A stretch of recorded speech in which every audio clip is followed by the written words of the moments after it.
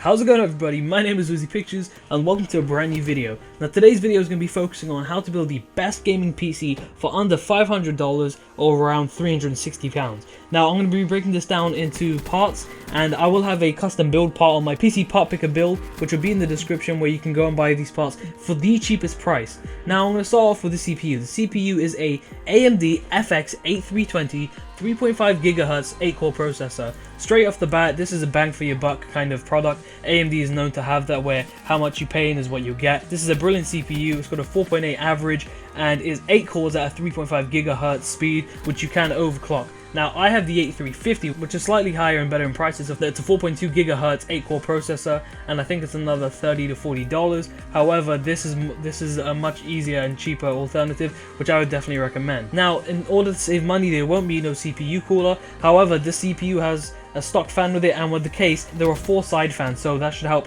regulate the airflow. The motherboard is a GIGABYTE GA970A DS3P ATX motherboard.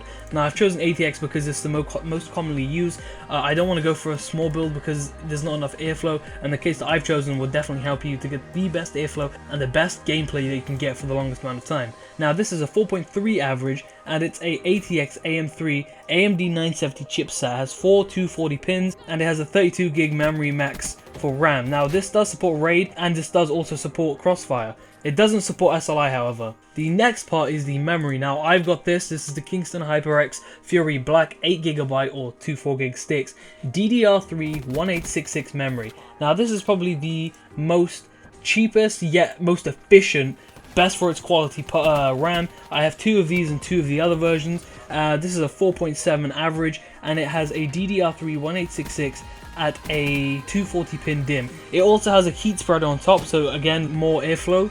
Going from this, we're going to have the Western Digital CAVIAR Blue 1TB 3.5 inch 7200 RPM hard drive. Now I've got the CAVIAR Green and the CAVIAR Black. They're both great hard drives, so I can only say that the CAVIAR Blue is one to go on. It's a bang for your buck, 4.7 average. Following from this, we're going to go for the video card. Now this is the most important part, because you want to make sure you have a good video card, otherwise having this whole build is kind of pointless. This is the EVGA GeForce GTX 750 Ti 2GB VRAM superclocked video card. Now this is a pretty good card. If you want to spend a few more bucks, I would definitely recommend going for the MSI Twin Frozer edition, or maybe the Asus 2GB overclocked edition. I used to have the 750 Ti. It's a brilliant card. Since then I have upgraded to the 960. I would definitely recommend this. It's a 1 fan, so if you want to get the Twin Frozer, that's 2 fans and also heatsink plate. This is a PCI Express 750 2GB VRAM GDDR5. Now, this is the most important part of the case. I've chosen the VIVO case VO1 ATX mid-tower case. So this should help fit all the parts together. This case has 4 side fans. It's got a lot of ventilation. It's got a nice blue LED to it, and it's just a great case. It's great for its price. Black and blue. It has 1 external 3.5 inch bay, 3 5.25 inch bays, and 3 internal 3.5 inch bays. This supports ATX, Micro ATX, and Mini ITX. There's also front panel USB 3.0 ports.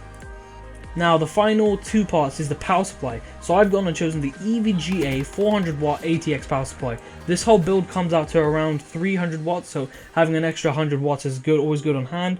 And the final part is the optical drive for the disc tray. This is the LG GH24NSCO DVD CD writer. Now the optical drive is probably the least used part, unless you've got a bunch of on-game hard copies of the discs of a game. It's got a 3.9 average. It's a pretty good SATA 3GB per second, 48 CD-ROM speed. It's a pretty good kind of average core drive that I would definitely recommend having. So that should sum up all of the parts. This does actually come out to £346, which is roughly $493. So you still have about $7 or $8 to play around with. Maybe find another part that's a little bit more expensive. Most of these will have free shipping and are from Amazon. So to sum this all up, I hope you do find this part list useful. I will leave it in the description. Hope you guys enjoyed this video. Please leave a like, it will help me out. Let's try and reach 15 likes, and as always, see you guys in the next video. Peace.